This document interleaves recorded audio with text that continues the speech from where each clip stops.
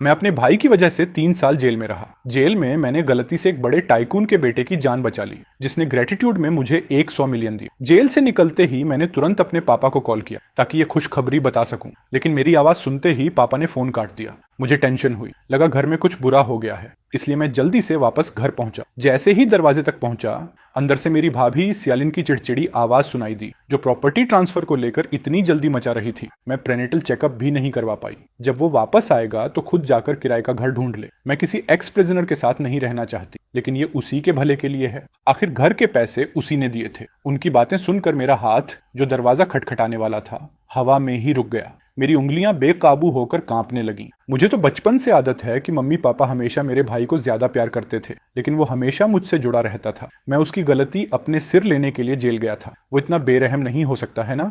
मैंने गहरी सांस ली और दरवाजा खटखटाया। अंदर की सारी आवाजें अचानक बंद हो गईं। मम्मी ने दरवाजा खोला और मुझे देखकर चौंक गईं। फिर नजरें चुराते हुए मेरे कंधे पर हाथ मारा। लिन, तुम इतनी जल्दी कैसे वापस आ गए? तुम्हारे पापा तो अभी कह रहे थे कि वो तुम्हें लेने जाएंगे। उनकी नकली फिक्र सुनकर मुझे बस अंदर से ठंड लग गई। अगर मैं दरवाजे के बाहर खड़ा होकर उनकी बातें ना सुनता तो शायद सच में बेवकूफों की तरह उन पर भरोसा कर लेता, लेकिन अब उनका पाखंडी चेहरा देखकर सिर्फ घिन आ रही थी। कोई बात नहीं, अब टैक्सी लेना आसान है। जैसे ही मैं घर के अंदर गया, मेरे भाई की वाइफ ने मुझे घिन भरी नजर से देखा, फिर अल्कोहल स्प्रे उठाकर मुझ पर खूब छिड़क दिया। गलत मत समझना, बस तुम्हारी बैड लक हटा रही हूँ। मैंने कड़वी मुस्कान दी। वो मुझे एक्स प्रिजनर होने की वजह से नीचा समझ रही थी, लेकिन उसे याद होना चाहिए कि मैं उसके पति की गलती अपने ऊपर लेने के लिए जेल गया था। मैंने कुछ नहीं कहा और सीधे अपने कमरे की तरफ बढ़ गया, लेकिन मुश्किल से 2 सीढ़ियां ही चढ़ा था कि पापा ने मेरा हाथ पकड़ लिया। मत देख, इस घर में तुम्हारे लिए कोई कमरा नहीं है। उनकी उंगलियों में सिगरेट थी और सोफा के पास रखा राखदानी ताजी सिगरेट बट्स से भरा हुआ था। साफ दिख रहा था कि मेरा वापस आना उन्हें इरिटेट कर रहा था।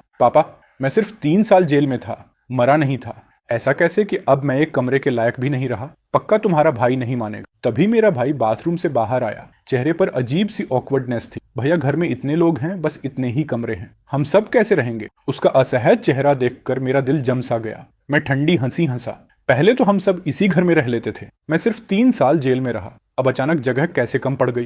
किस हक से मुझे निकाल रहे हो? मत भूलो कि ये घर मैंने कैश देकर खरीदा था। ये सुनते ही उसने अचानक मुझे थप्पड़ मार दिया और उंगली दिखाते हुए बोला, क्या घर खरीद लिया तो खुद को बहुत बड़ा आदमी समझने लगा? तू घर वापस आया है या कर्ज वसूलने? क्या मैं तुझसे घर वापस मांग रहा हूँ?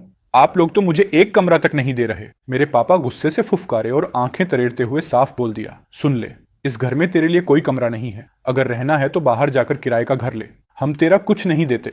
मैं वहीं जम गया, गुस्से से कांप रहा था। सीने में ढेर सारी इमोशंस उमड़ रही थीं। वाह, क्या बात कही है। क्या तुम लोग मुझे बिल्कुल भी सीरियसली नहीं लेते? कौन था जो रो रो कर मुझसे अपनी गलती लेने की भीख मांग रहा था? कौन कह रहा था कि मैं इस परिवार का सबसे बड़ा बेनिफैक्टर हूं? अब तो मैं सिर्फ वही वापस मांग रहा हूं जो मेरा है, मेरा अपना कमरा। क्या ये भी ज्यादा है? याद करो, उस वक्त मम्मी पापा रोते हुए मुझसे कह रहे थे कि मेरा भाई एक प्रेस्टिजियस यूनिवर्सिटी में पढ़ता है, उसका फ्यूचर बहुत ब्राइट है, एक एक्सीडेंट की वजह से उसकी जिंदगी बर्बाद नहीं होनी चाहिए। उन्होंने ये भी कहा था कि जब मैं जेल से बाहर आऊंगा, पूरा परिवार मुझे अच्छे से रिवॉर्ड देगा। मुझे किसी रिवॉर्ड की जरूरत नहीं थी, मुझे बस अपने माता पिता पर तरस आया और मैं अपने भाई से प्यार करता था। इसीलिए मैं उसकी जगह जेल गया ताकि उसे बचा सकूं। मैंने अपनी नौकरी खो दी, अपनी कार बेच दी, अपनी सारी सेविंग्स खत्म कर दी, लेकिन मैंने कभी नहीं सोचा था कि बदले में मुझे फैमिली लव नहीं बल्कि धोखा और पूरी तरह से टूट जाना मिलेगा। अब मैं सिर्फ अपना कमरा चाहता हूँ, लेकिन पूरा परिवार मिलकर मुझे घर से निकाल रहा है। आंसू चुपचाप गिर रहे थे, लेकिन मैंने दांत भींच लिया ताकि खुद पर कंट्रोल ना खो दूं। भैया, इन 3 सालों में जब तुम जेल में थे, हम लोगों ने भी बहुत मुश्किलें झेली हैं। अब तुम वापस घर में रहना चाहते हो। लोग हमारे बारे में क्या सोचेंगे? तुम हमारे बारे में क्यों नहीं सोच सकते? अचानक मैंने उसका हाथ झटक दिया और बर्फ जैसी ठंडी नजरों से उसकी तरफ उंगली उठाई। सेंटेन, मत भूलो कि जेल में तुम्हें जाना चाहिए था। जिसने परिवार की इज्जत मिट्टी में मिलाई वो तुम थे। तुम मेरे सैक्रिफाइस का मजा ले रहे हो, मेरे घर में रह रहे हो और ऊपर से मुझे ही दोष दे रहे हो कि मैं तुम लोगों के बारे में नहीं सोचता। ये सुनकर मेरे छोटे भाई का चेहरा बेहद खराब हो गया। मैंने तुम्हारा शुक्रिया अदा कर दिया था, अब और क्या चाहिए तुम्हें? मैं तुम्हारा छोटा भाई हूँ, ये सब करना तुम्हारा फर्ज नहीं था क्या? उसकी बेपरवाह एटीट्यूड ने मुझे अंदर तक चोट पहुंचाई। मेरे मम्मी पापा भी उसकी साइड लेने लगे। बड़ा भाई बाप जैसा होता है, अपने भाई के लिए कुछ किया तो क्या उसका एहसान गिनाएगा?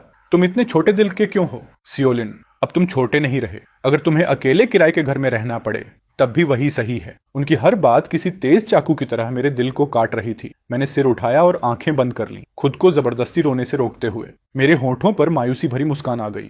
कोई हैरानी नहीं कि इन 3 सालों में तुम लोग मुझसे मिलने तक जेल नहीं आए। तो असल में तुम लोग मुझे सिर्फ एम्बेरसमेंट समझते थे। ठीक है, आज से मैं तुम सबसे हर रिश्ता तोड़ता हूँ, बाद में पछताना मत। इतना कहकर मैं बिना पीछे देखे घर से निकल गया, उस घर को पीछे छोड़ते हुए जिसमें इंसानियत की जरा भी गर्माहट नहीं थी। मैं काफी देर तक सड़कों पर अकेला भटकता रहा। आखिरकार एक होटल मिला जहां कुछ दिन रुकने का इंतजाम किया। मैंने इंटरनेट पर एक वकील से कांटेक्ट किया, काफी मोटी फीस देकर। जो घर मैंने कैश में खरीदा था वो मेरे पेरेंट्स के नाम पर है, क्या मैं उसे वापस ले सकता हूँ?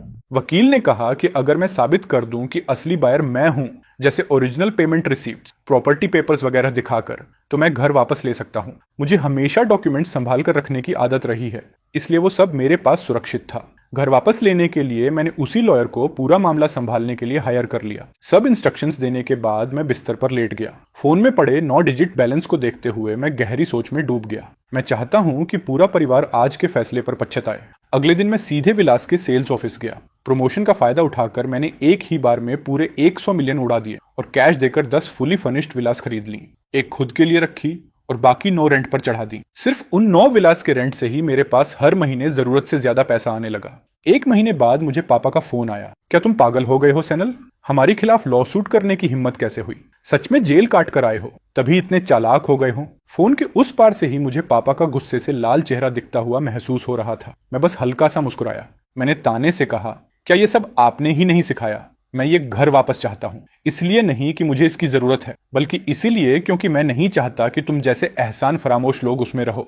मैंने उनकी गालियां इग्नोर की और इतना बोलकर फोन काट दिया। जैसे ही मैंने फोन नीचे रखा, दरवाजे पर नॉक की आवाज आई। मैंने दरवाजा खोला तो बाहर एक बेहद सेक्सी और खूबसूरत लड़की खड़ी थी। हेलो लैंडलॉर्ड, मैं विला नंबर 2 की टेनेंट हूँ। मेरा नाम सुबंगनुआन है। मुझे वो लड़की हल्का सा याद आई। वही पहली टेनेंट थी जिसने मेरी विला रेंट पर ली थी। डील बहुत स्मूथली हुई थी। उसने उसी वक्त कॉन्ट्रैक्ट साइन कर दिया था। मैंने शांत एक्सप्रेशन के साथ उसकी तरफ देखा। कुछ काम था? सुभान ने हल्के से अपने बाल पीछे किए। उसके गाल थोड़े लाल थे और आंखों में रिक्वेस्ट भरी हुई थी। आज रात मेरी हाउस वार्मिंग पार्टी है। मेरे क्लासमेट्स उस करोड़पति लैंडलॉर्ड से मिलना चाहते हैं जिसने एक साथ 10 विलास खरीद ली। क्या आप आकर मेरा सपोर्ट कर सकते हो?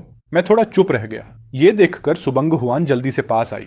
उसने मेरी स्लीव का किनारा उंगलियों से हल्के से पकड़कर हिलाया और बहुत नरम आवाज में बोली, लैंडलॉर्ड भाई प्लीज, मैं हाथ जोड़ती हूँ। मैंने उन्हें बताया है कि हम बहुत क्लोज हैं। क्या आप मेरी मदद कर सकते हो? इतना कहकर उसने दोनों हाथ जोड़ लिए और सिर हल्का झुकाकर मेरी तरफ देखने लगी। मैं सॉफ्ट लोगों के सामने जल्दी पिघल जाता हूँ और उसकी इतनी रिक्वेस्ट के बाद मेरी बाकी हेजिटेशन भी गायब हो गई। आखिर मैंने सांस छोड़ते हुए मान लिया, ठीक है, मैं आज रात आ जाऊंगा। ये सुनते ही सुबंगन की आंखें चमक उठी और वो खुशी से उछलती हुई चली गई। रात 7 बजे मैं वादे के मुताबिक सुबंगवान के घर पहुंच गया। जैसे ही मैं अंदर जाने वाला था, पीछे से एक जानी पहचानी आवाज सुनाई दी, सेनलिन, तुम हमारा पीछा करते हुए यहाँ तक आ गए। मैंने आवाज की तरफ देखा। वो मेरा छोटा भाई सेनेटन और उसकी पत्नी सियालिन थे। मुझे देखते ही उसका चेहरा अचानक बदल गया। आंखों में घिन भरी हुई थी। स्वर्ण पास आई और कंफ्यूज्ड होकर मुझे और मेरे भाई को देखने लगी। तुम लोग एक दूसरे को जानते हो? बैंग, ये मेरे पति का एक्स प्रिजनर बड़ा भाई है। दिन भर कुछ नहीं करता, बस हमारी प्रॉपर्टी हड़पने की सोचता रहता है। उसकी बात खत्म होते ही सबकी नजरें मुझ पर टिक गईं। घिन, क्यूरियोसिटी और मजाक से भरी नजरें। एक भारी प्रेशर मेरे ऊपर आ गिरा। उसकी झूठी बातें सुनकर मैंने मुट्ठियां भींच ली। दिल में ठंडी सिहरन दौड़ गई, जबकि मैं अपने भाई को ऐसे देख रहा था जैसे कोई जोकर देख रहा हूं। पहली बात, मुझे तुम लोगों का पीछा करने में कोई इंटरेस्ट नहीं है। दूसरी बात, मैं कन्विक्ट इसलिए बना क्योंकि मैंने तुम्हारे पति की जगह जेल काटी। तीसरी बात, तुम मुझे एक्स प्रिजनर कहकर नीचा दिखाती हो, लेकिन मेरे घर से निकलने से मना करती हो। तो बताओ, बेशर्म कौन है? मेरी बातें इतनी शार्प थीं कि लोगों की नजरें मेरी भाभी पर और ज्यादा दिलचस्पी से टिक गईं। भीड़ की अलग अलग नजरों को महसूस करके मेरी भाभी ने भौहें सिकोड़ ली और शक भरे लहजे में बोली, सियालिन, बेकार की बातें मत करो। वो घर सेनेटेन का है, उसका तुमसे क्या लेना देना? वैसे भी लॉयर की नोटिस घर पहुंच चुकी है। उम्मीद है कोर्ट में भी तुम ऐसे ही जिद्दी बने रहोगे भाई। मुझे पता है तुम अभी जेल से निकले हो और तुम्हारे पास रहने की जगह नहीं है, लेकिन वो कमरा हमने अपने बेबी के लिए रखा था। हम फैमिली हैं। क्या तुम्हें ये सब इतना अगली बनाना जरूरी है? मैंने उसे ठंडी नजर से देखा। जितना ज्यादा सुन रहा था, मेरा दिल उतना ही जमता जा रहा था। मुझे सच में समझ नहीं आ रहा था कि वो छोटा बच्चा जो हर वक्त मेरे पीछे बड़े भैया कहते घूमता था, आखिर ऐसा कैसे बन गया कि मुझे मेरे ही घर से निकाल दिया। तब तुम लोगों को याद क्यों नहीं आया कि हम फैमिली हैं? अभी कुछ देर पहले जब तुम्हारी बीवी मुझे सबके सामने इंसल्ट और ह्यूमिलेट कर रही थी, तब तुमने क्यों नहीं कहा कि हम फैमिली हैं? सियालिन ने देखा कि सब लोग हमें देख रहे हैं, लेकिन शर्मिंदा होने की बजाय वो और ज्यादा घमंडी हो गई।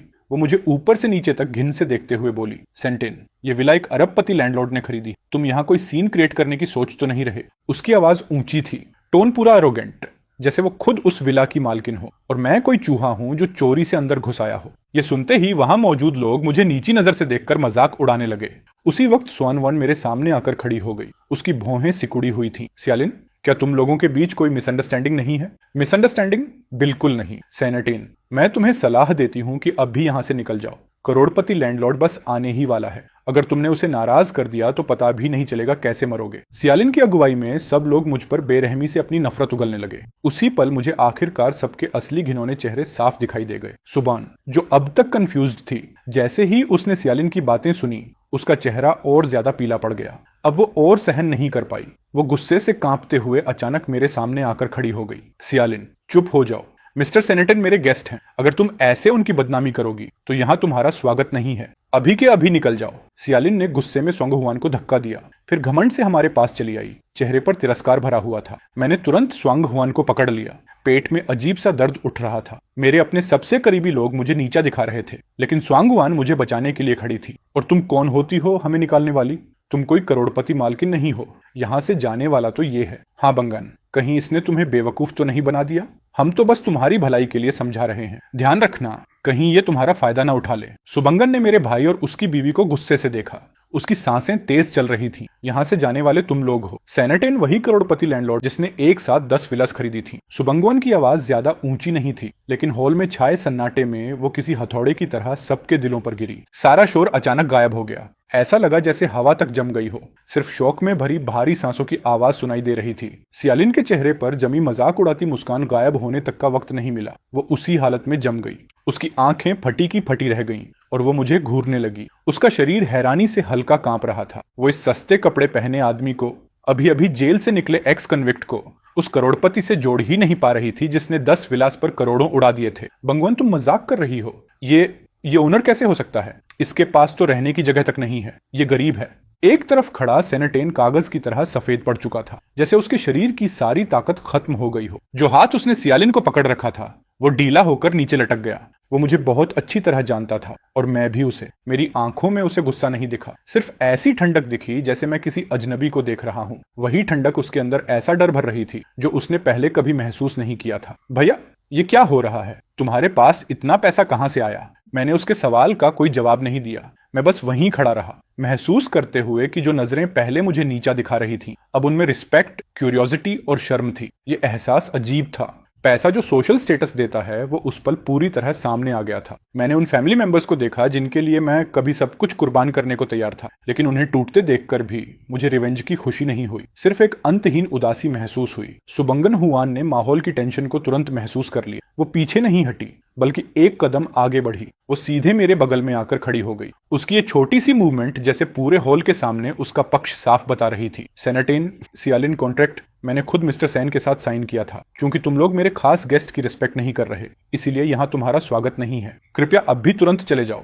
सिक्योरिटी आने का इंतजार मत करो। सियालिन ने मुंह खोला जैसे फिर कोई तमाशा करना चाहती हो, लेकिन जैसे ही उसकी नजर सुबंगुआन की ठंडी आंखों और आसपास लोगों की इल्जाम भरी नजरों से टकराई, उसका आखिरी घमंड भी टूट गया। उसने ऑकवर्ड तरीके से अपना ब्रांडेड बैग पकड़ लिया, वही बैग जो उसने मेरे लिए पैसों से खरीदा था, और अब वही सबसे बड़ा ताना बन गया था। सेनेटन ने सिर झुका लिया। उसने एक बार भी मेरी तरफ देखने की हिम्मत नहीं की। फिर वो टूटी हुई सियालिन को लेकर सबकी नजरों के बीच शर्मिंदा हालत में विला से बाहर निकल गया। लॉबी का ऑटोमेटिक डोर धीरे धीरे बंद हो गया, उन लालची आत्माओं को बाहर छोड़ते हुए। रात के अंधेरे में पार्टी की म्यूजिक फिर से बजने लगी, लेकिन अब सबकी नजरें मेरे लिए बदल चुकी थीं। मुझे पता था ये सिर्फ शुरुआत थी। जिस घर पर उन्होंने कब्जा किया था, जिस इज्जत को उन्होंने पैरों तले रौंदा था, मैं वो सब एक एक करके वापस लेने वाला था। वहीं दूसरी तरफ विला से निकाले जाने के बाद भी सियालिन और सेनेटन को अपनी गलती का एहसास नहीं हुआ, बल्कि वो एक पुराने किराए के अपार्टमेंट में छुपकर फोन की स्क्रीन देखते हुए दांत पीस रहे थे। सियालिन बार बार सुबंगवान के मोमेंट्स स्क्रॉल कर रही थी। जलन ने उसका चेहरा बिगाड़ दिया था। वो ये मान ही नहीं पा रही थी कि जिस एक्स कन्विक्ट को वो पैरों तले रौंदती थी, वही अचानक करोड़पति बन गया। किस हक से? एक निकम्मा आदमी जो जेल में था, वो विला में रहने के लायक कैसे हो गया? पक्का उसका पैसा लीगल नहीं है, शायद जेल में कोई गंदा काम किया होगा। बीवी, उसने अब लॉयर भी हायर कर लिया है। हमारा घर शायद अब बच नहीं सकता। अगर वो बच नहीं सकता तो जो चीज मुझे नहीं मिल सकती उसका मजा वो भी चैन से नहीं ले पाएगी। उसे अपनी रेप्यूटेशन की कोई परवाह नहीं थी। मैं उसे पूरी तरह बर्बाद कर दूंगी, फिर देखती हूँ कि उसके पास विल्ला कॉलोनी में रहने की हिम्मत बचती है या नहीं। सियालिन तेजी से कीबोर्ड पर टाइपिंग कर रही थी। कुछ ही देर में एक ऐसा पोस्ट स्क्रीन पर उभर आया जो सच्चाई को तोड़ मरोड़ कर लोगों की भावनाएं भड़का रहा था। उसकी कहानी में मैं एक ऐसा शैतान बन चुका था जो जेल से निकलने के बाद पूरी इंसानियत खो चुका था। मैं न सिर्फ अपने बूढ़े माँ बाप का रिटायरमेंट हाउस छीनना चाहता था, बल्कि अपने छोटे भाई को वायलेंट तरीके से धमका भी रहा था। उस आर्टिकल का टाइटल था खो चुकी इंसानियत की तलाश, जेल से निकला क्रिमिनल भाई जिसने पूरे परिवार को तबाही के कगार पर पहुंचा दिया। वो आर्टिकल लोकल फोरम्स पर वायरल हो गया। सच्चाई से अनजान इंटरनेट यूजर्स मुझे गालियां देने लगे। उन कमेंट्स की जहरीली बातें पढ़कर रूह कांप जाए। मैं अपने बड़े से स्टडी रूम में बैठा था, लॉयर द्वारा भेजे गए प्रॉपर्टी डॉक्यूमेंट्स देख रहा था। तभी मेरा फोन पागलों की तरह वाइब्रेट करने लगा। अनगिनत अननोन नंबर से कॉल्स आ रही थीं। मैं जैसे ही उठाता सामने से सिर्फ गालियां और धमकियां सुनाई देती। मैंने फोन काट दिया और स्क्रीन पर लगातार आते प्राइवेट मैसेजेस को देखकर ठंडी मुस्कान दी। इस लेवल का साइबर बुलिंग जेल में जो झेला था उसके सामने कुछ भी नहीं था। तभी सुबान हाथ में टैबलेट लेकर अंदर आई। उसका चेहरा पिछली रात से भी ज्यादा पीला था। वो सीधे मेरे पास दौड़कर आई और टैबलेट की ट्रेंडिंग लिस्ट दिखाते हुए घबराई हुई आवाज में बोली, मिस्टर सेन जल्दी देखिए, सियालिन और बाकी लोग इंटरनेट पर लाइव स्ट्रीम कर रहे हैं, खुद को विक्टिम दिखा रहे हैं। अब सब लोग आपको गालियां दे रहे हैं। उन्होंने आपका एग्जैक्ट एड्रेस भी डाल दिया है। मैंने शांत आवाज में कहा। उम्मीद थी। इन ट्रिक्स के अलावा उनके पास बचा ही क्या है। स्क्रीन पर सियालिन कैमरा के सामने आंसू पोंछ रही थी, जबकि सेनेटिन सिर झुकाकर आहें भर रहा था, जैसे वो बेघर विक्टिम हो। लाइव चैट के कमेंट्स इतनी तेजी से आ रहे थे कि पढ़ना मुश्किल था। सब मुझे गालियां दे रहे थे। कुछ लोग तो लिख रहे थे, हम खुद जाकर उसे सबक सिखाएंगे। स्क्रीन पर सियालिन जोर जोर से रोते हुए बोल रही थी, क्या कोई मुझे समझ सकता है? हमने इस घर की 3 साल तक देखभाल की और जैसे ही वो वापस आया हमें निकाल दिया। हमारे बच्चे हैं, वो इतना क्रूअल कैसे हो सकता है? ये परिवार के नाम पर कलंक है। सुबान ने घबराकर मेरी तरफ देखा। मिस्टर सेन, आपको सच क्लियर करना होगा, नहीं तो आपकी रेपुटेशन पूरी तरह खत्म हो जाएगी। पड़ोसी भी आपको गलत समझ रहे हैं। सफाई देना कोई जल्दी नहीं है। उन्हें थोड़ी देर और उछलने दो। जितना ऊपर चढ़ेंगे गिरेंगे उतना ही जोर से। मैंने इंटरनेट के कमेंट्स को अपने मूड पर असर नहीं डालने दिया। उल्टा मैं बर्फ जैसी ठंडी शांति में था। मैंने अपने लॉयर का नंबर डायल किया। मेरी आवाज शांत थी लेकिन अथॉरिटी साफ झलक रही थी। लॉयर जान, इंटरनेट पर जितने भी प्रूफ्स हैं सब कलेक्ट हो गए, उन अकाउंट समेत जो जानबूझकर मेरी बदनामी कर रहे हैं। फोन के उस पार से जवाब आया, चिंता मत कीजिए मिस्टर सेन, सारे डिफेमेटरी रूमर्स और राइट्स वायलेशंस ऑफिशियली नोटराइज्ड हो चुके हैं। बस आपके एक ऑर्डर की देर है। उन्हें सिर्फ कॉम्पेंसेशन ही नहीं देना पड़ेगा, क्रिमिनल चार्जेस भी लग सकते हैं। लाइव स्ट्रीम में उनके हाइपोक्रिट चेहरे को देखते हुए मेरे दिल में फैमिली अफेक्शन की जो आखिरी उम्मीद बची थी वो भी पूरी तरह खत्म हो गई। क्योंकि उन्होंने ये रास्ता चुना था तो मैं भी उन्हें एक बड़ा गिफ्ट दूंगा। मैंने टैबलेट बंद किया, बड़े से विंडो के पास जाकर शांत लेक को देखने लगा। इंटरनेट पर चल रहा तूफान मेरे लिए बस उनकी बर्बादी की शुरुआत थी। ऑनलाइन कमेंट्स प्लेग की तरह फैलते जा रहे थे। यहाँ तक कि विलास कॉलोनी के नेबर्स भी अलर्ट हो गए थे। लोग छोटे छोटे ग्रुप्स में खड़े होकर मेरे घर की तरफ उंगलियां दिखा रहे थे। उनकी नजरों में शक और जांच थी। उसी वक्त सेनेटिन की अगुवाई में मेरे पेरेंट्स जोर जोर से चिल्लाते हुए मेरे दरवाजे पर आ पहुंचे। उनके हाथ में पुराना टूटा हुआ लाउडस्पीकर था और ऐसा लग रहा था जैसे यहीं परमानेंटली बैठने वाले हों। सेनेटिन, अभी बाहर निकल। एहसान फरामोश बेटे, इतने बड़े घर में रहता है और अपने बाप को किराए के घर में रहने देता है। क्या तेरे अंदर जरा भी कॉन्शियस नहीं बची? मेरी माँ जमीन पर बैठ गई, आंसू पोंछते हुए अपनी जांघ पर हाथ मारने लगी। आओ सब लोग देखो, मेरा बड़ा बेटा जेल से निकलने के बाद बदल गया। अब तो अपनी माँ को भी नहीं पहचानता, ऊपर से हम पर लॉ सूट भी कर रहा है। क्या दुनिया में ऐसा भी होता है? मैंने दरवाजा खोला और बाहर निकल आया। सीढ़ियों के नीचे चल रहे उस बेहुदा ड्रामा को शांत नजरों से देखने लगा। नेबर्स की फुसफुसाहट और तेज हो गई, लेकिन मेरे अंदर अजीब सी शांति थी। यहाँ तक कि एक तरह की राहत भी महसूस हो रही थी। पापा, मम्मी, मैंने आपको मौका दिया था। वो घर मैंने अपने पैसों से खरीदा था। मैंने कभी नहीं कहा कि आप वहां नहीं रह सकते। पहले मुझे निकालने की कोशिश आपने की थी। घर मेरे नाम पर है, वो मेरा है। अब जब तुम्हारे पास पैसा है तो हमारे लिए इससे बड़ा घर खरीदो और अपने भाई से माफी भी मांगो। मैंने उनके लालची चेहरे को देखा, फिर पीछे छुपे सेनेटिन की तरफ नजर घुमाई। वो अपने मोबाइल फोन से सारी रिकॉर्डिंग कर रहा था। साफ दिख रहा था कि वो इसे इंटरनेट पर डालकर और सिंपैथी लेना चाहता है। मैं हल्का सा मुस्कुराया। अच्छे से रिकॉर्ड करो, जितने ज्यादा प्रूफ्स होंगे जज उतनी जल्दी फैसला सुनाएगा। सेनेटिन का हाथ कांप रहा था। उसकी आंखों में एक पल के लिए गिल्ट की झलक आई, लेकिन अगले ही पल वो खुद को संभालकर फिर से राइचस बनने का नाटक करते हुए फोन कैमरा के सामने एक्टिंग करने लगा। मेरे पेरेंट्स थोड़ी देर तक हंगामा करते रहे। फिर सिक्योरिटी गार्ड्स ने उन्हें जबरदस्ती वहां से हटाया। हॉल फिर से शांत हो गया। मैं सोफा पर बैठा था, फोन में भरी एंडलेस गालियां देखता हुआ, साथ ही दिमाग में लॉयर की बताई डिटेल्स दोहरा रहा था। तभी सुबान दरवाजा नॉक करके अंदर आई। उसके हाथ में गर्मा गर्म नूडल्स का बोल था। उसकी आंखों में चिंता साफ दिख रही थी, जैसे उसे डर हो कि ये रूमर्स और बदनामी मुझे पूरी तरह तोड़ देंगे। भाई सेन, पहले कुछ खा लो। बाहर लोग जो बोल रहे हैं उसे सीरियसली मत लो। सच देर सबेर सामने आ ही जाएगा। थैंक्स बांगवान, मैं इतना फ्रेजाइल नहीं हूँ। जेल के साल इससे कहीं ज्यादा मुश्किल थे। मैंने आराम से नूडल्स खाना शुरू किया। सुबंगनवान सामने बैठकर मुझे चुपचाप देख रही थी। उसका बिना शर्त भरोसा इस बुराई से भरे वक्त में बहुत कीमती लग रहा था। लेकिन मुझे लगता है आपके पेरेंट्स इतनी आसानी से हार मानने वाले नहीं हैं। कल शायद फिर ट्रबल क्रिएट करेंगे। क्या आप सच में अभी प्रूफ्स पब्लिक नहीं करना चाहते? करने दो तमाशा। जितना ज्यादा शोर मचाएंगे उतना आसान होगा उन्हें लीगली प्रोवोकेशन और डेफेमेशन में फंसाना। मुझे काउंटर अटैक करने की जल्दी नहीं है। मैं बस सही मौका इंतजार कर रहा हूँ। ऐसा मौका जब सारी झूठी बातें धूप में पूरी तरह गायब हो जाएं। ऐसा मौका जब उन अटैकर्स के पास छिपने की जगह भी ना बचे। चांदनी खिड़की से अंदर आ रही थी, ठंडे लीगल डॉक्यूमेंट्स पर पढ़ती हुई। मैंने पेन उठाया और आखिरी पावर ऑफ अटॉर्नी पर अपना नाम साइन कर दिया। इस लंबी रात में मुझे गुस्सा नहीं महसूस हो रहा था, बल्कि पहले से कहीं ज्यादा क्लैरिटी महसूस हो रही थी। मुझे पता था जो जस्टिस मेरा है वो कदम दर कदम मेरे पास आ रहा है, और वो लालची लोग आखिरकार अपने किए की कीमत चुकाएंगे। ऑनलाइन इंसल्ट्स अब अपने पीक पर पहुंच चुके थे। सियालिन लाइव स्ट्रीम में बढ़ती ऑडियंस और लगातार आती डोनेशंस देखकर खुशी से फूली नहीं समा रही थी। उसकी नजरों में वो इंसल्ट्स नहीं थे, सीधा कैश था। सेनेटन उसके पास बैठा था। हालांकि उसकी आंखों में अभी भी थोड़ी बेचैनी बाकी थी, लेकिन पैसे और फेम के लालच में उसकी बची कुची कॉन्शियस भी खत्म हो चुकी थी। जान, देखो ना, सब लोग उस एक्स कन्विक्ट सेनेटन को गालियां दे रहे हैं। जब उसकी रेपुटेशन पूरी तरह बर्बाद हो जाएगी तब हम मीडिया पर प्रेशर डालेंगे। वो 10 विलास जल्दी या देर से हमारी ही होंगी। सेनेटन ने धीमी आवाज में कहा। बीवी, हमने उस पुराने प्रिजन एडमिशन नोटिस तक को ऑनलाइन डाल दिया। अगर उसने पलट कर ये बोल दिया कि मैंने उसकी जगह जेल काटी थी, तब क्या करेंगे? Counter attack? किस प्रूफ के दम पर? सारे सबूत तो बहुत पहले गायब हो चुके हैं। और फिर मम्मी पापा हमारे साइड हैं। कौन एक एक्स कॉन्विक्ट की बात मानेगा? उसी वक्त विला नंबर 2 के स्टडी रूम में मैं लाइव स्ट्रीम में सियालिन का टेढ़ा मेढ़ा चेहरा चुपचाप देख रहा था। सुआंगवन मेरे पीछे खड़ी थी। उसने टैबलेट को कसकर पकड़ रखा था। गुस्से में उसकी सांसें तेज चल रही थी। भाई सेन, ये लोग बहुत क्रूल हैं। इतने बड़े झूठ कैसे बना सकते हैं? क्या हम सच में अभी कुछ क्लैरिफाई नहीं करेंगे? रिलैक्स, उन्हें थोड़ी देर बादलों में उड़ने दो। जितना ऊपर जाएंगे गिरते वक्त उतना ज्यादा दर्द होगा। मैंने खिड़की के बाहर अंधेरे आसमान को देखा।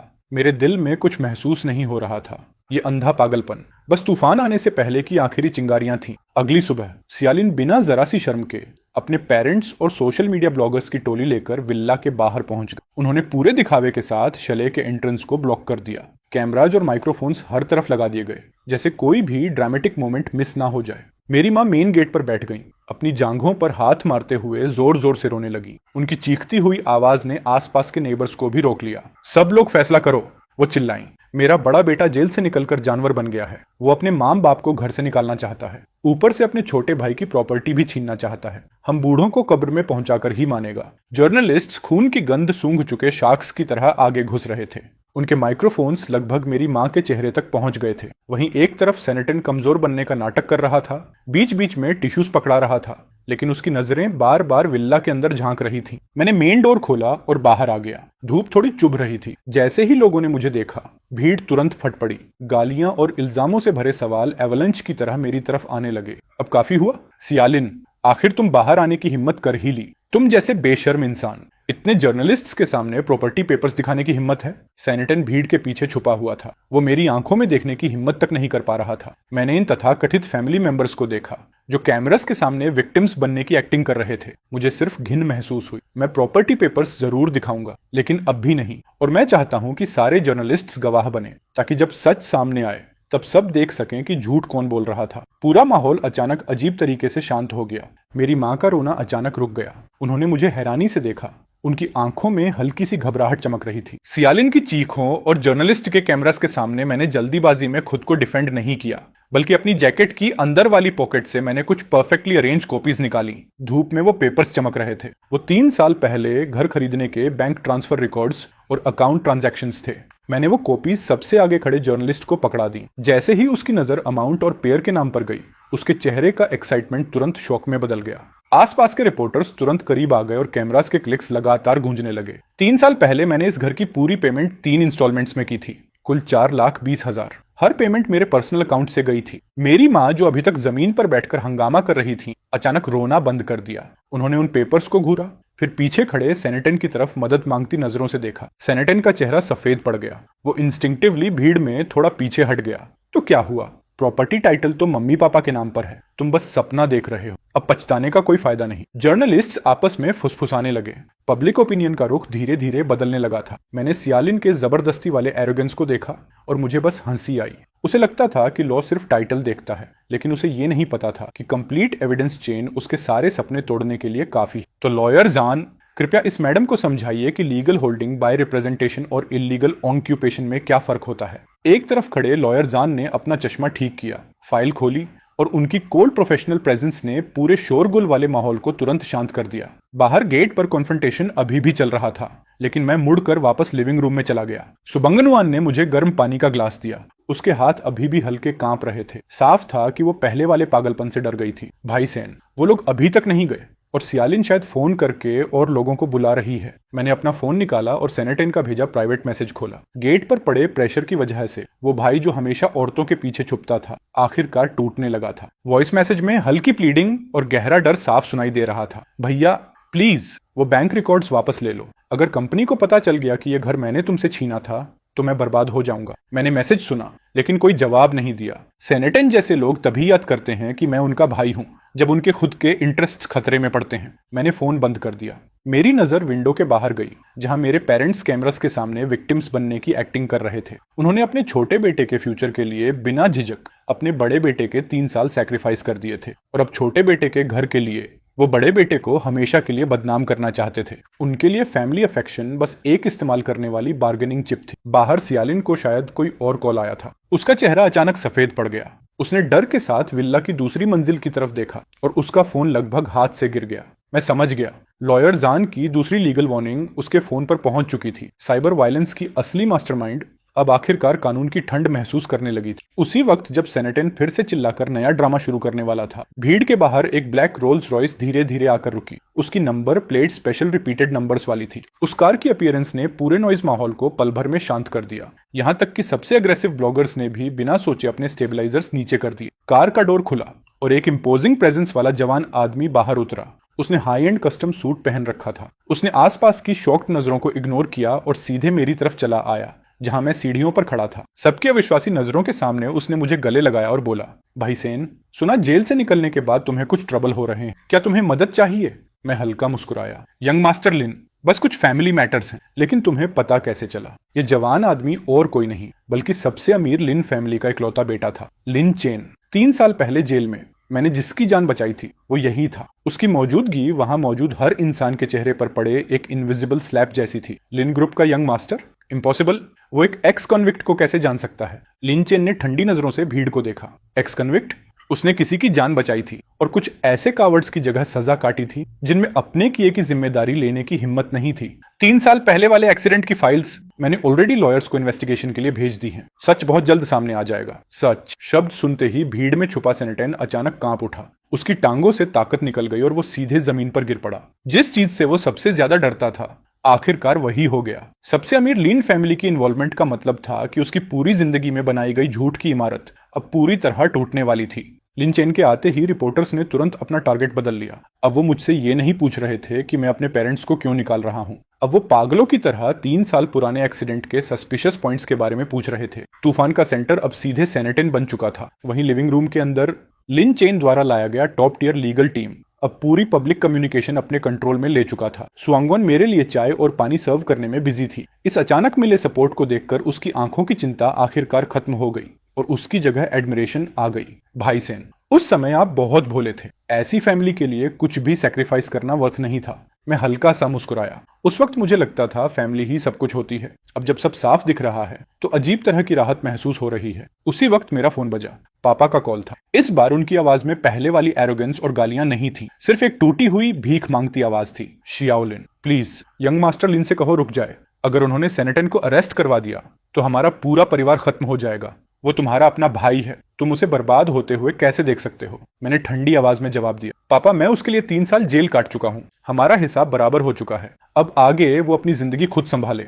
इतना कहकर मैंने फोन काट दिया और उनका नंबर सीधे ब्लॉक कर दिया। बाहर सेनेटन कई रिपोर्टर्स के बीच घिर चुका था। उसके पास भागने का कोई रास्ता नहीं था। जो चेहरा पहले सुपीरियोरिटी से भरा रहता था अब पूरी तरह डेस्परेशन में डूबा था। मैं विंडो से वो केओस देख रहा था, लेकिन मेरे दिमाग में अगला कदम चल रहा था। उस घर को वापस लेना सिर्फ शुरुआत थी। मैं चाहता था कि उन्हें समझ आए, डिग्निटी और फैमिली अफेक्शन कोई ऐसी चिप्स नहीं है जिन्हें वो अपनी मर्जी से इस्तेमाल कर सकें। लिन चेन की इंटरवेंशन किसी डीप सी बॉम्ब की तरह थी, जिसने सेन फैमिली की आखिरी छत भी उड़ा दी। जब ये खबर आई कि इन्वेस्टिगेशन में कोऑपरेट करने के लिए पुलिस सेनेटन को ले गई है, तब मेरे पेरेंट्स, जो अभी तक इन्फ्लुएंसर बनकर अमीर होने का सपना देख रहे थे, पूरी तरह टूट गए। इस बार वो रिपोर्टर्स या लाउड स्पीकर नहीं लाए थे। दो खाली कठपुतलियों की तरह एक दूसरे का सहारा लेकर मेरे स्टडी रूम के दरवाजे तक पहुंचे। मेरे पापा के वो हाथ, जो पहले हमेशा मुझे गालियां देते हुए उठते थे, अब बुरी तरह कांप रहे थे। उनकी आवाज भारी और लगभग भीख मांगती हुई थी। शियाओलिन, प्लीज बस यंग मास्टर लिन से एक शब्द कह दो। उस साल वाली बात दब सकती है। तुम्हारा भाई, उसके बच्चे हैं, वो जेल नहीं जा सकता। मैंने उनके माथे की गहरी झुर्रियों को देखा, लेकिन दिल में जरा सी भी सिंपैथी महसूस नहीं हुई। इन कुछ दिनों ने इस फैमिली के लिए बची हुई सारी ग्रेटिट्यूड मिटा दी थी। अचानक मेरी माँ जमीन पर घुटनों के बल बैठ गईं और जोर जोर से रोने लगी। शियाओलिन, माँ तुमसे हाथ जोड़कर विनती करती है, बस अपने भाई को छोड़ दो। हमें घर नहीं चाहिए, हम गांव लौट जाएंगे, खेती करेंगे। मैंने धीरे से कहा, ठीक है, वैसे भी वो घर हमेशा से मेरा था। जहां तक सेनेटन की बात है, उसे कानून इंसाफ देगा, मैं नहीं। मेरी माँ का रोना स्टडी रूम की खामोशी में बहुत तेज सुनाई दे रहा था। मैंने आंखें बंद कर ली। दिमाग में जेल जाने से पहले वाला अपना चेहरा उभर आया, उम्मीदों और फैमिली लव से भरा हुआ। उस वक्त मुझे लगता था फैमिली को प्रोटेक्ट करना मेरा ड्यूटी है, लेकिन मुझे नहीं पता था कि वही जिद्दी प्यार 3 साल तक मेरी बेड़ियां बन जाएगा। सेंटन के अरेस्ट होने के बाद सियालिन ने आखिरकार अपना हिपोक्रेट मास्क पूरी तरह उतार फेंका। उसे पता चल चुका था कि सब खत्म हो गया है, इसलिए उसने कोर्ट की फोर्स्ड एग्जीक्यूशन से पहले घर की हर कीमती चीज बेचकर ले जाने का प्लान बना लिया। सोफा फाड़ दिया गया, महंगे लैंप्स आधे खोल दिए गए, यहाँ तक कि दीवारों पर लगे डेकोरेटिव पेंटिंग्स भी उसने गुस्से में तोड़कर उतार दिए। वो किसी डरे हुए हंटिंग डॉग की तरह थी, जो अपना टेरिटरी खोने से पहले आखिरी मांस का टुकड़ा नोच लेना चाहता हो। मुझे फर्क नहीं पड़ता, ये सेकंड हैंड फर्नीचर जैसे भी बिके, बेच दो। और वो फ्रिज भी, शाम तक सब हट जाना चाहिए। जब वो पागलों की तरह सामान हटाने में लगी हुई थी, तभी लॉयर जान कोर्ट के कुछ यूनिफॉर्म पहने कर्मचारियों के साथ गेट पर पहुंचा। घर के अंदर फैले कचरे को देखकर लॉयर जान ने भौहें सिकोड़ ली। मिसेस एशिया, कोर्ट के सीजोर ऑर्डर के मुताबिक इस प्रॉपर्टी की सारी फिक्स्ड फैसिलिटीज और एक्सेसरीज प्रोटेक्टेड हैं। आपकी हरकत इंटेंशनल प्रॉपर्टी डैमेज के अंडर आती है। सियालिन पागलों की तरह चीखती हुई सीजर्स लेकर उनकी तरफ झपटी। दफा हो जाओ यहाँ से, ये मेरे पति का घर है। उस एक्स प्रिजनर सेनगली को इसे लेने का कोई हक नहीं। मैं इसे तोड़ दूंगी, लेकिन उसे एक ईंट भी नहीं दूंगी। कोर्ट स्टाफ जल्दी से उसे पकड़ने दौड़े। सियालिन धूल से भरे फ्लोर पर गिर गई। जो सामान वो अभी तक नहीं ले जा पाई थी, उसे देखते हुए उसने दर्द भरी चीख निकाली। मैं पुराने घर के सामने पेड़ की छांव में खड़ा था। मैं देख रहा था कैसे वो सारी चीजें, जो कभी मेरी जिंदगी का हिस्सा थी, एक एक करके सील की जा रही थी। ये वही घर था जो मैंने अपनी मेहनत से खरीदा था, जिसमें मैंने अपने फ्यूचर के सारे सपने डाले थे। लेकिन अब जब मैं उसे सियालिन के हाथों बर्बाद होते देख रहा था, तो दिल में पहली बार एक अजीब हल्कापन महसूस हो रहा था। कुछ चीजें अगर पूरी तरह टूटे नहीं, तो नई जिंदगी कभी सच में शुरू नहीं हो सकती। कोर्ट की सील्स अब हर जगह लग चुकी थी। प्रॉपर्टी डैमेज के सस्पेशन में सियालिन को इन्वेस्टिगेशन के लिए ले जाया गया। जो हॉलवे कभी शोर से भरा रहता था, अब कब्र जैसी खामोशी में डूब चुका था। सिर्फ मेरे बूढ़े पेरेंट्स बचे थे, जैसे उनकी आत्मा निकल चुकी हो। वो ठंडी सीढ़ियों पर टूटकर बैठे थे। मैंने उस सिक्योरिटी डोर को देखा, जिसे मैंने खुद चुनकर लगवाया था। उसकी पेंट अब उखड़ने लगी थी, बिल्कुल इस घर के कमजोर फैमिली टाइज की तरह। मेरे पापा ने सिर उठाया। उनकी धुंधली आंखों में अब पहले वाली अथॉरिटी नहीं थी, सिर्फ अंतहीन पछतावा बचा था। उनकी आवाज भारी थी और हल्का कांप रही थी। शियाओलिन, क्या तुम सच में हमें पूरी तरह खत्म कर दोगे? तुम्हारा भाई अंदर सफरिंग झेल रहा है और तुम यहाँ उसका घर छीन रहे हो?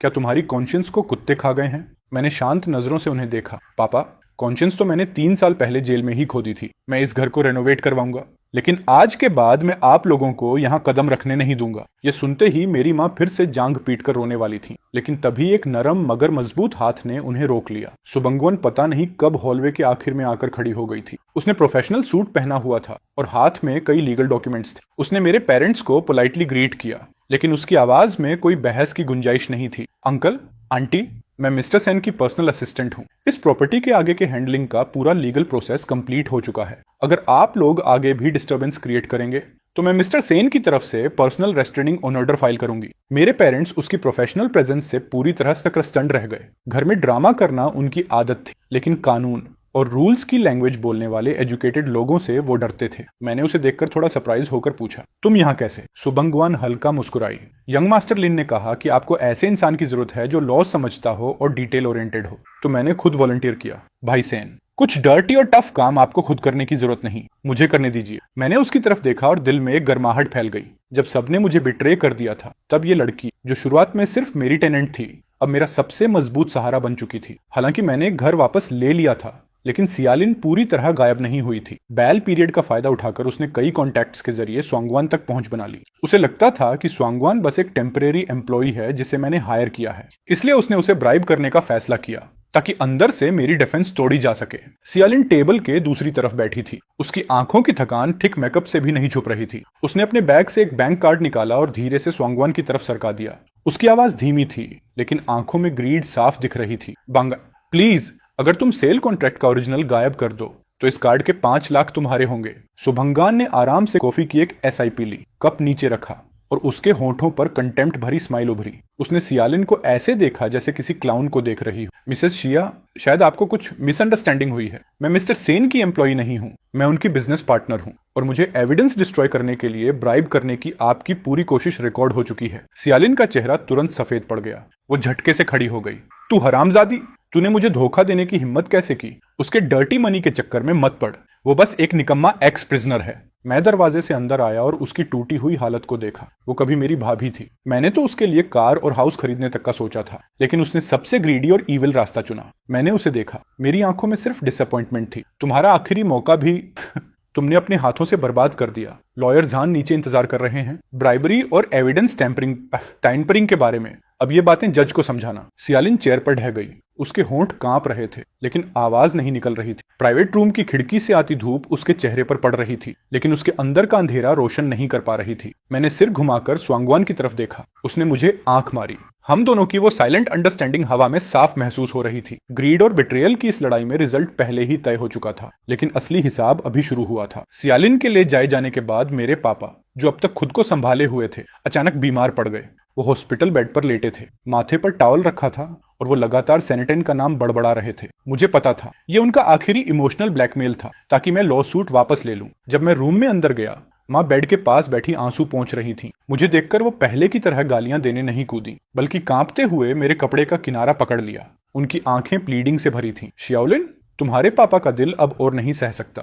डॉक्टर कह रहे हैं उन्हें और शॉक नहीं देना चाहिए। इस फैमिली को टूटने से बचाने के लिए अपने भाई और सियालिन को माफ कर दो। मैंने धीरे से अपना कपड़ा छुड़ाया। मेरी आवाज इतनी शांत थी कि उसमें कोई इमोशन तक नहीं था। माँ, 3 साल पहले जब मैं जेल गया था, तब मेरा दिल भी टूट गया था। उस वक्त फैमिली के बारे में सोचकर मुझे किसने माफ किया था? बेड पर पड़े पापा अचानक जोर जोर से खांसने लगे। उन्होंने कांपते हाथ से मेरी तरफ इशारा किया। कुछ कहना चाहते थे, लेकिन आवाज नहीं निकल रही थी। मैंने उन्हें देखा। दिल में गुस्सा नहीं था, सिर्फ वो थकान थी जो दुनिया की सच्चाई समझ आने के बाद आती है। नालायक बेटे, क्या तू मुझे मारना चाहता है? सियालिन, तुम, मैंने बीच में ही कहा। डॉक्टर ने कहा है आपको सिर्फ हाई ब्लड प्रेशर है, कोई सीरियस बात नहीं। ये एक्टिंग जर्नलिस्ट्स के सामने काम आ सकती है, लेकिन अब मुझ पर नहीं। मैं हॉस्पिटल रूम से बाहर निकल गया। पीछे से माँ की रोती हुई डेस्परेट चीखें सुनाई दे रही थीं, लेकिन मैंने मुड़कर नहीं देखा। हॉस्पिटल वाला ड्रामा मेरी जिंदगी की स्पीड को रोक नहीं पाया। मैं टेरेस की रॉकिंग चेयर पर बैठा दूर शांत लेक को देख रहा था। तभी स्वांगवान 2 कप्स फ्रेश कॉफी लेकर आई और धीरे से टेबल पर रख दी। उसकी हरकतें इतनी नेचुरल थीं जैसे हम बहुत लंबे समय से ऐसे ही साथ हों। इन दिनों उसने मेरे लिए ढेर सारे लीगल डॉक्यूमेंट्स और सोशल ट्रबल्स संभाले थे, जिससे मैं फैमिली मैटर्स के उस दलदल से बाहर निकल पाया। भाई सेन, यंग मास्टर लिन ने उस साल वाले एक्सीडेंट के सारे प्रूफ्स कंप्लीट कर दिए हैं। अब ये ऑफिशियली कंफर्म हो चुका है कि सेनेटन ने आपको स्केपगोट बनाया था। जल्द ही फाइनल सेंटेंस सुनाया जाएगा। मैंने हल्के से सिर हिलाया। हम, उसे वहीं जाना चाहिए जहां उसे होना चाहिए। 3 साल पहले वही जिम्मेदारी उसे उठानी चाहिए थी। डिटेंशन सेंटर में सेनेटन की हालत अच्छी नहीं थी। अब न पेरेंट्स की प्रोटेक्शन थी, न सियालिन की फेक एरोगेंस। बचपन से बिगड़ा हुआ उसका स्वभाव वहां सिर्फ उसे और सफरिंग देगा। सुबान कुछ पल चुप रही, फिर उसने नरम आंखों से मेरी तरफ देखा। जब यह सब खत्म हो जाएगा, तब आपका क्या प्लान है? क्या आप इसी स्टोन विला में लैंडलॉर्ड बनकर रहेंगे? मैंने दूर होराइजन की तरफ देखा और हल्की मुस्कान दी। ये तो बस शुरुआत है। जो 3 साल मैंने खो दिए, उन्हें अब मैं किसी ज्यादा मीनिंगफुल तरीके से भरूंगा। मैंने उसकी तरफ देखा। बांगान, तब भी क्या तुम मेरी मदद करती रहोगी? स्वांगवान ने कुछ नहीं कहा, बस मुस्कुराकर सिर हिला दिया। उसकी आंखें क्रिस्टल जैसी चमक रही थीं। मुझे पता था वो सड़ा हुआ अंधेरा पास धीरे धीरे मेरी जिंदगी से उतर रहा था और लेक पर उगते सुबह के सूरज की तरह एक नई जिंदगी धीरे धीरे सामने आ रही थी। लिन फैमिली द्वारा दिए गए कि एविडेंस के ऑफिशियली केस फाइल में जुड़ते ही 3 साल पहले छुपाया गया एक्सीडेंट का सच आखिरकार दुनिया के सामने आ गया। हाइडन रॉन और किसी दूसरे इंसान को गिल्ट लेने के लिए मैनिपुलेट करने के चार्जेस में सेनेटन को 4 साल की प्रिजन सेंटेंस मिली। वर्डिक्ट सुनते ही सेनेटन अक्यूज बेंच पर ही टूटकर बैठ गया। उसे हमेशा लगता था कि पेरेंट्स की प्रोटेक्शन और सियालिन के ड्रामास के दम पर वो हमेशा मेरी शैडो के पीछे छुपा रहेगा, लेकिन वो भूल गया था कि शैडोज का भी आखिर होता है। कोर्टरूम में मेरे पापा छाती पीट पीट कर रो रहे थे। 4 साल मेरा बेटा जिसने प्रेस्टीजियस यूनिवर्सिटी से ग्रेजुएशन किया, उसकी जिंदगी बर्बाद हो गई। सैनलिन, तू उसका बड़ा भाई होकर इतना क्रूल कैसे हो सकता है? मैं धीरे से खड़ा हुआ और शांत नजरों से पापा को देखा। पापा, जो 3 साल मैंने उसकी जगह जेल में बिताए, तब मैंने आपको एक बार भी उसके खिलाफ बोलते नहीं सुना। अब जब वो सिर्फ अपनी जिम्मेदारी उठा रहा है तो आपसे सहा नहीं जा रहा। मेरी माँ लगभग बेहोश होकर रो रही थी। वो दबी आवाज में मुझे फैमिली की बर्बादी बता रही थी, लेकिन मैंने कोई ध्यान नहीं दिया। मैं सीधा कोर्टरूम से बाहर निकल आया। ठंडी हवा मेरे चेहरे से टकराई, लेकिन दिल में पहली बार एक अजीब हल्कापन महसूस हुआ। मिस्टर सेन, मल्टीपल चार्जेस की वजह से सियालिन की सेंटेंस शायद सेनेटन से भी कम नहीं होगी, और जहां तक प्रॉपर्टी डिस्प्यूट की बात है, वो पूरी तरह क्लोज हो चुका है। क्लोज? मैं हल्का मुस्कुराया। लेकिन ये तो मेरी नई जिंदगी की शुरुआत है। लॉयर जान, यंग मास्टरलिन से कांटेक्ट कराइए। मैं उस इन्वेस्टमेंट प्लान को शुरू करना चाहता हूँ। जी मिस्टर सेन। यंग मास्टरलिन, मैं लॉयर जान बोल रहा हूँ। मिस्टर सेन आपसे बात करना चाहते हैं। फैमिली डिजास्टर खत्म होने के बाद मैं रिवेंज की खुशी में डूबा नहीं रहा, बल्कि मैंने लिन चेन का इनविटेशन एक्सेप्ट किया और ऑफिशियली इलीट बिजनेस सर्कल में कदम रखा। मैंने 5 विलास बेच दिए ताकि वो मेरे इनिशियल कैपिटल बन सकें। उसी पैसे से मैं अपना खुद का बिजनेस एम्पायर बनाना चाहता था। रिसेप्शन पार्टी में मैंने कस्टम मेड सूट पहना हुआ था। मेरी प्रेजेंस अब पहले से कहीं ज्यादा काम और स्टेडी थी। सुबंगान मेरी बिजनेस पार्टनर बनकर एलिगेंट इवनिंग गाउन में सबका अटेंशन खींच रही थी। वो बड़े बड़े बिजनेस टाइकॉन्स के बीच आराम से घूम रही थी, कॉन्फिडेंस से बातें कर रही थी और एक एक करके इन्फ्लुएंशियल लोगों से मेरा इंट्रोडक्शन करा रही थी। भाई सैन, वो सामने जो है ना, वो चेंबर ऑफ कॉमर्स के प्रेसिडेंट हैं। आपके ओल्ड सिटी रेनोवेशन प्रोजेक्ट में उन्हें काफी इंटरेस्ट है। वो आपसे प्राइवेट बात करना चाहते हैं। मैंने हल्का सिर हिलाया। ठीक है, लगता है हमारा पहला कदम काफी मजबूत रहा। लेकिन जैसे ही हम आगे बढ़ने वाले थे, एक अनएक्सपेक्टेड विजिटर अचानक हमारे रास्ते में आकर खड़ा हो गया। जैसे ही हम आगे बढ़ने वाले थे, एक अनएक्सपेक्टेड विजिटर ने हमारा रास्ता रोक लिया। वो हियान शहर का फेमस रियल एस्टेट टाइकून था, मिस्टर जो। वो वाइन ग्लास घुमाते हुए सार्कास्टिक स्माइल के साथ बोला, मिस्टर सेन, आजकल आपने काफी हंगामा मचा रखा है। सुना है आपका अपनी फैमिली के साथ सीरियस कॉन्फ्लिक्ट चल रहा है। बिजनेस में हार्मनी सबसे जरूरी होती है। अगर आप खुद अपने पेरेंट्स के खिलाफ खड़े हो सकते हैं, तो कौन आराम से आपके साथ कोऑपरेट करेगा? मैंने शांत नजरों से उसकी तरफ देखा। मिस्टर जो, आपकी इन्फॉर्मेशन काफी स्ट्रांग है, लेकिन मैं बिजनेस रूल्स और बाउंड्रीज के आधार पर करता हूँ। जिन लोगों की खुद कोई बाउंड्रीज नहीं होती, वो मेरे साथ कोऑपरेट करने लायक भी नहीं होते। मिस्टर जो का चेहरा तुरंत खराब हो गया। आसपास खड़े बिजनेसमैन ने भी नजरें चुरा ली। साफ था कि वो मेरी ताकत और कैपेबिलिटी को दोबारा इवेल्युएट कर रहे थे, लेकिन मैंने इस छोटे इंसिडेंट को अपने रिदम पर असर नहीं डालने दिया। मुझे पता था आगे का रास्ता अभी बहुत लंबा है। मिस्टर जो जैसे कंपेटिटर्स बस आइसबर्ग का टिप थे। 3 दिन बाद मुझे फिर से मिस्टर जो की तरफ से इन्विटेशन मिला।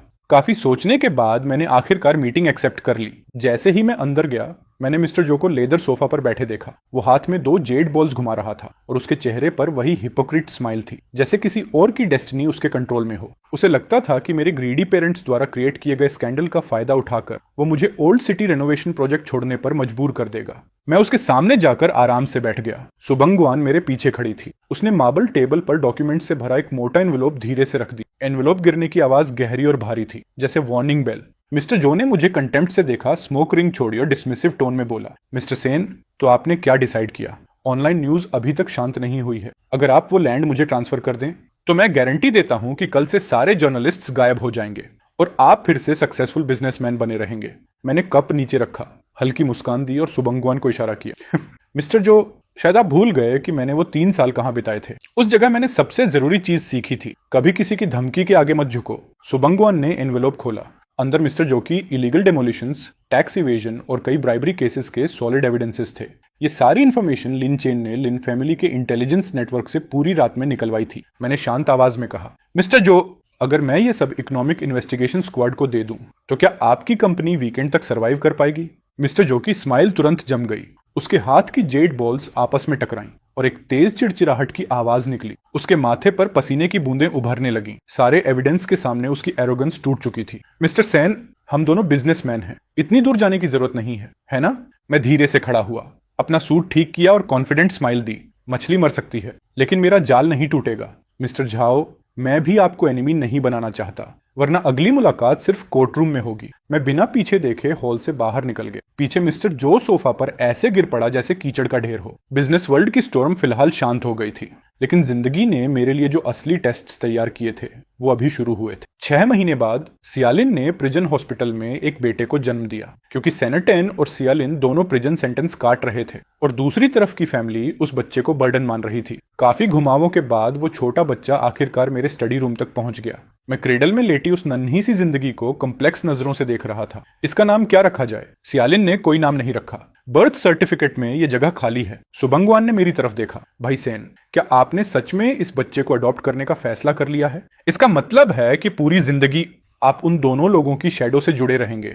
उसकी आंखों में चिंता थी। मैंने बच्चे की तरफ देखा। उसने अपनी छोटी सी उंगली बढ़ाकर सुबंगवान की फिंगर कसकर पकड़ ली। मैं धीरे से मुस्कुराया। उसके पास कोई चॉइस नहीं थी, लेकिन मेरे पास है। मैंने बच्चे को गोद में उठाया। इसका नाम होगा सेनेनियन, उस मर चुके फैमिली अफेक्शन की याद में, और खुद को ये याद दिलाने के लिए कि मैं दोबारा वही गलती कभी ना करूं। बाहर की क्रिटिसिज्म सहते हुए मैंने ऑफिशियली नियानर का एडॉप्शन प्रोसेस पूरा किया, ताकि उसे एक शांत और स्टेबल एनवायरनमेंट मिल सके। मैंने अपने बिजनेस एक्सपेंशन की स्पीड धीमी कर दी, और सुबंगान वान ने भी कई हाई पेइंग ऑफर्स ठुकरा दिए, इस घर की सबसे जेंटल गार्डियन बनकर। समय बहुत तेजी से गुजर गया। पलक झपकते ही 3 साल बीत गए। विला गार्डन के गिंको ट्रीज पहले पीले हुए, फिर दोबारा हरे।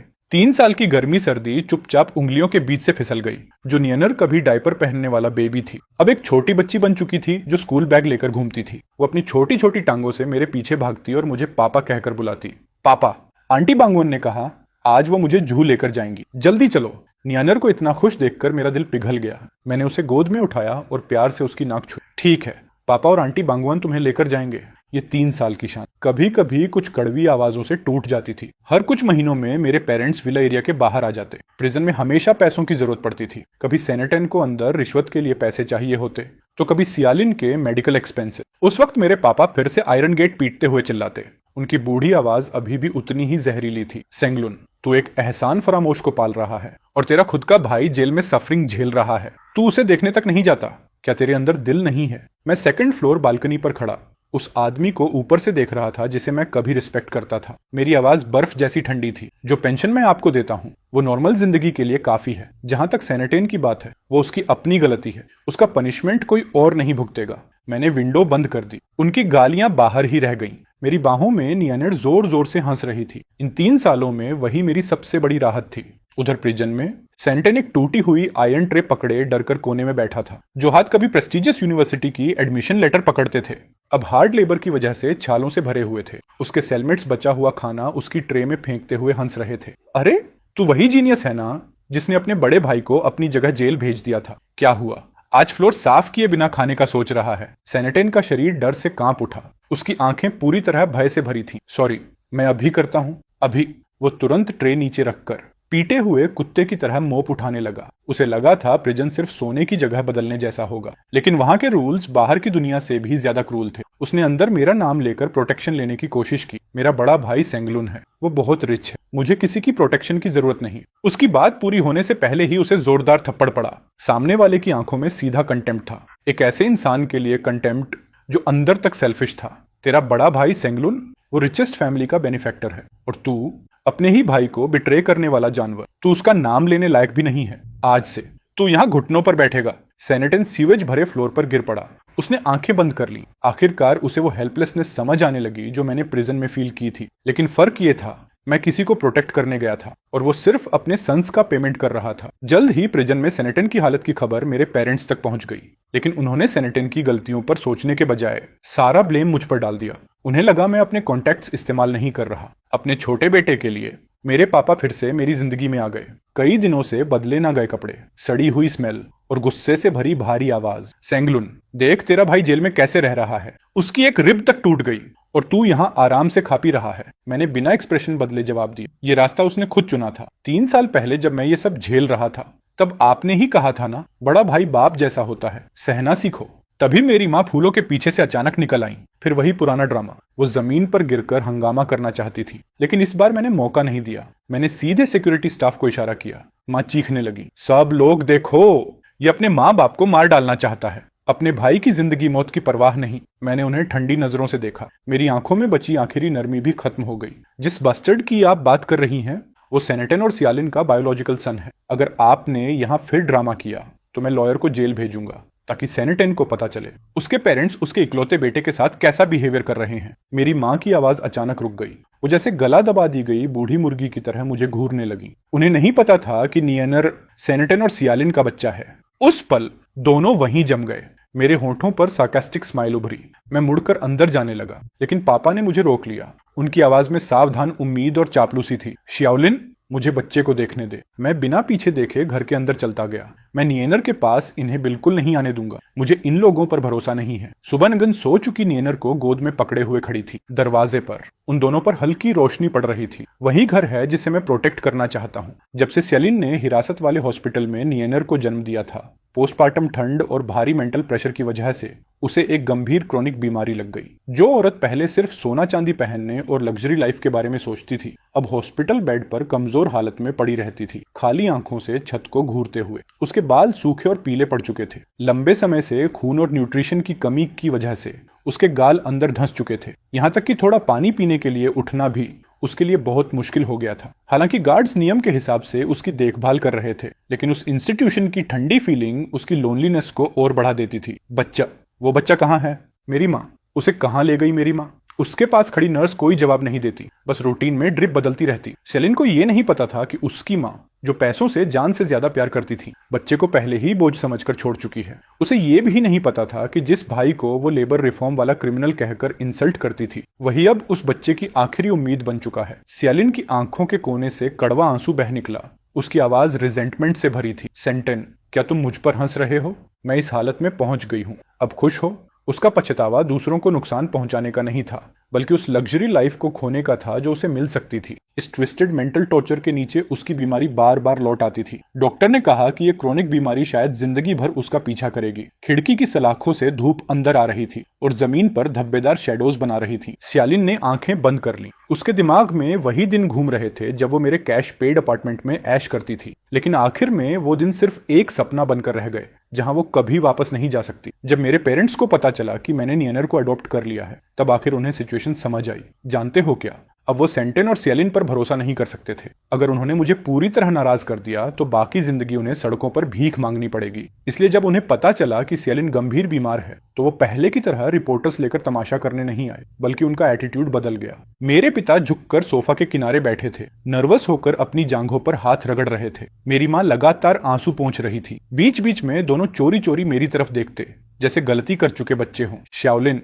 पापा मानते हैं कि पहले हम बेवकूफ थे, हमने तुम्हें हर्ट किया। अब तुम्हारा भाई जेल में है और सेलिन हॉस्पिटल में क्रोनिक बीमारी से जूझ रही है। हमारी फैमिली अब सिर्फ तुम पर डिपेंड कर सकती है। हाँ श्याओलिन, माँ अब हर दिन पछताती है। हमें उस वक्त तुम्हारे साथ ऐसा नहीं करना चाहिए था। सेलिन की बीमारी में बहुत पैसा लग रहा है। देखो, नियनेर के लिए ही सही, उसकी थोड़ी मदद कर दो। मैंने हाथ में पकड़ी रिपोर्ट नीचे रखी और उन्हें ठंडी नजरों से देखा। उनकी ये देर से आई ह्यूमिलिटी मुझे खुशी नहीं दे रही थी, बल्कि और ज्यादा आयरोनिक लग रही थी। अगर मैं वही गरीब एक्स कन्विक्ट होता जो अभी जेल से निकला था, तो क्या ये लोग मुझसे इतनी नरमी से बात करते? इन्हें डर है कि मैं पेंशन देना बंद ना कर दूं, या सच में इन्हें लगता है कि सेलिन दया के लायक है? मेरे पिता का चेहरा हल्का सा ऐंठ गया। उनकी आंखों में शर्म की एक झलक दिखी, लेकिन तुरंत फोर्स्ड स्माइल बना ली। कैसी बातें कर रहे हो? तुम हमारे अपने बेटे हो। जाहिर है हम चाहते हैं फैमिली ठीक रहे। अगर सियालिन की बीमारी ठीक नहीं हुई, तो जब नियनर बड़ा होगा, हम उसे क्या जवाब देंगे? उसी वक्त सुबानगन वैन नियानर को गोद में लिए सीढ़ियों से नीचे उतरी।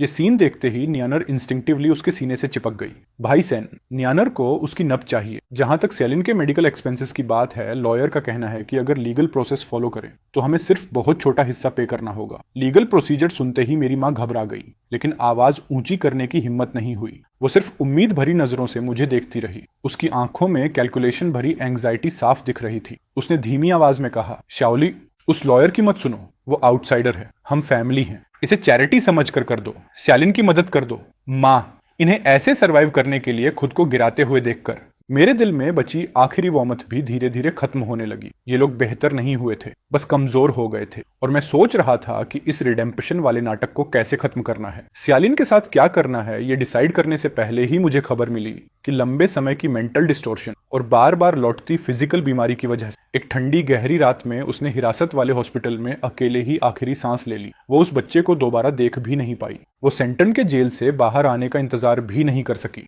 थोड़े समय बाद सेंटन भी अपनी सजा पूरी करके रिहा हो गया। 4 साल की जेल की जिंदगी ने उसका सेल्फ रिस्पेक्ट पूरी तरह तोड़ दिया था, लेकिन उसके अंदर की हिंसा को और बढ़ा दिया था। जब वो जेल के गेट से बाहर निकला, उसके सफेद बालों वाले माता पिता पहले से वहां इंतजार कर रहे थे। उन्होंने सेंटन के क्राइम्स पर रिफ्लेक्ट नहीं किया, बल्कि गांव की आखिरी प्रॉपर्टी तक बेच दी ताकि अपने प्यारे छोटे बेटे को सपोर्ट कर सकें। लेकिन सेंटिन अब वो नहीं रहा था जिसे वो जानते थे। वो टैलेंटेड और पोलाइट स्टूडेंट अब खत्म हो चुका था। सेंटन ने अपने पेरेंट्स द्वारा दी गई लगेज बैग को ठोकर मार दी। उसकी आंखों में बर्फ जैसी ठंडक थी।